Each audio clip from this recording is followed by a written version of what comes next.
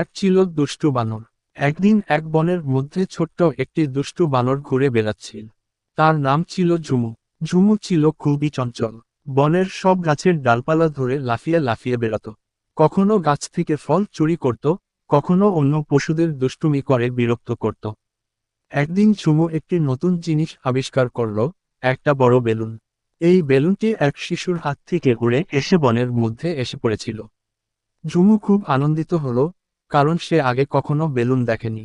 সে বেলুনটিকে লাফিয়ে ধরে ফেলল এবং খেলা শুরু করলো। কিন্তু বেলুনটি তার হাত থেকে ছুটে যেতে লাগলো, আর ঝুমু পিছু পিছু দৌড়াতে লাগলো। এই দৃশ্য দেখে বনের অন্য প্রাণীরা হেসে কুটি কুটি। বাঘ, হাতি, খরগোশ সবাই মিলে ঝুমুর খেলা দেখে খুব মজা পাচ্ছিল। হঠাৎ করে ঝুমু বেলুনটির পাঞ্জা দিয়ে চেপে ধরল, আর সেই মুহূর্তেই বেলুনটি পপ করে ফেটে গেল।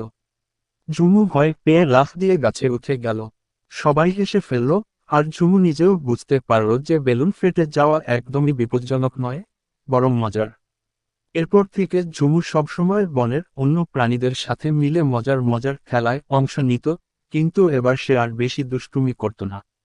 এইভাবেই ঝুমু দুষ্টু থেকে বন্ধুবৎসল হয়ে উঠল, আর বনের সবাই তার সাথে মিলে আনন্দে দিন কাটাতে লাগলো।